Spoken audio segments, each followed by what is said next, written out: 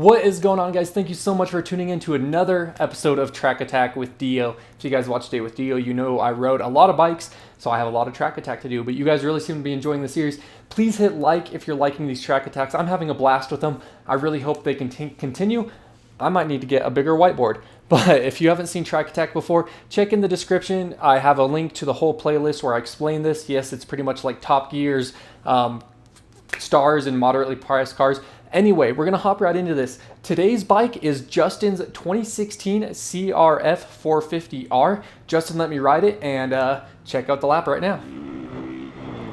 So here we are coming up on the finish line. Of course, the tabletop, throwing it out there a little bit, getting the power down, and you can really see the bike jet around here. Watch just how much movement there is. Not really what you're used to seeing from my other bikes.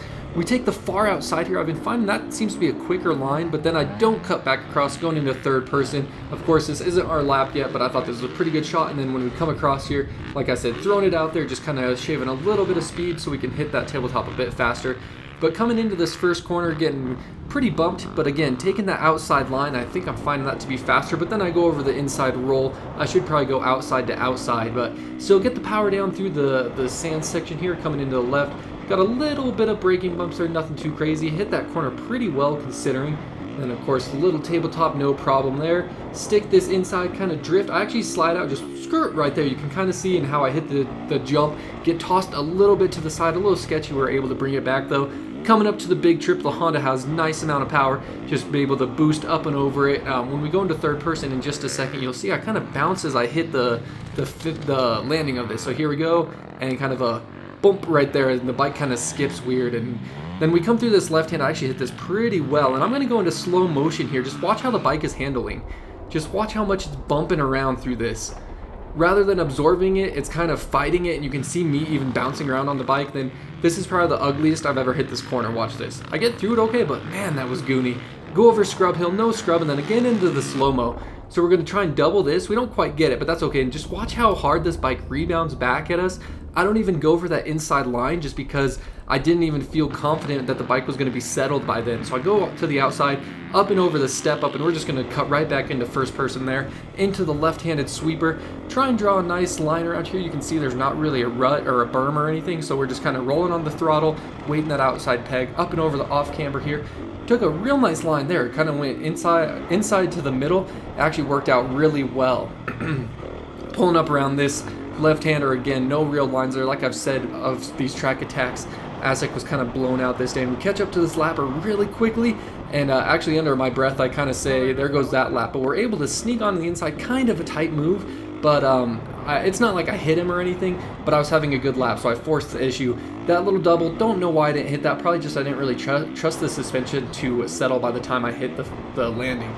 Came up just a bit short on the camelback, but we were able to power down, get to the finish line, and there is our lap on the 2016 CRF450R. All right, so 2016 CRF450R, that lap wasn't too bad. The bike was extremely stiff, like the suspension. It does, of course, have the air forks, but Justin said he hasn't done anything to it. He hasn't even set the sag. He doesn't even have the air pump for the front forks. So we've both talked about that. We're going to work on it this weekend for him. We're going to set the race sag. We're going to mess with the forks, really get the bike tuned in for him. But it was really, really bumpy, really shaky, very stiff. It didn't feel settled. In some of those clips, I slowed it down. You can see the bike rather than like when you hit bumps and the bike should be kind of even, you know, as the suspension compresses and rebounds, the whole bike was just kind of wobbling through, and I did not feel good on the bike at all. I was talking to my buddy Mike, who let me ride the 2017 CRF450, and he was like, you didn't feel good, but a lot of pros, well, the pros run their suspension stiff, and of course they're hitting bigger jumps, mind you, and going faster. But that allows the bike, instead of kind of squatting and then going, it just takes off. So even though it's pretty stiff, you can get some pretty fast lap times on it. A little indicator for what we're about to see, but it was fun riding it. I'm really excited to kind of tone it in for Justin, and I think that I'll have to ride it again in the future and might have a better time on it. But let's move up to the board, see what we're sitting at.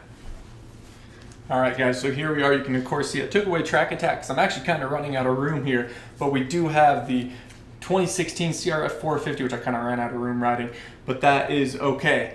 So here we go. Without further ado, the time is coming in at an impressive 4th place with a 151.93. much better than I ever would have expected on that bike. We actually beat the 2017 CRF by under a second, just a 4/10 there, but we did beat it, so that's pretty incredible. Again, I know a lot of people in my last video were saying to ask Mike if we could ride his bike again. You guys, please understand, I don't approach people. Mike let me ride his bike, which I was very grateful for. I don't want to go back and be like, hey Mike, can I ride it again?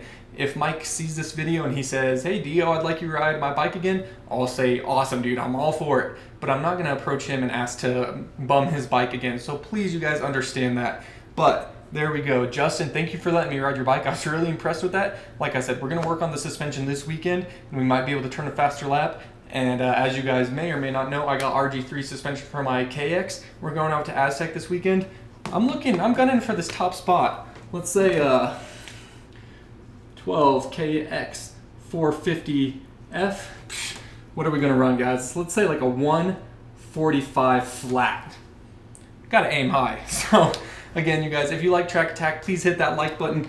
What you're gonna see next is the full video with the little timer in the corner. Not me talking, you're gonna hear the bike sounds. Enjoy, hit that like button, leave a comment, and if you're around the Colorado area, Colorado Springs in particular, and you have a bike you'd like me to ride, hit me up at the track, and let's do some Track Attack at Aztec with DeeO. So, thank you guys so much for watching. Until next time, as always, take it easy. It's easy. Take it twice. We'll talk to you later.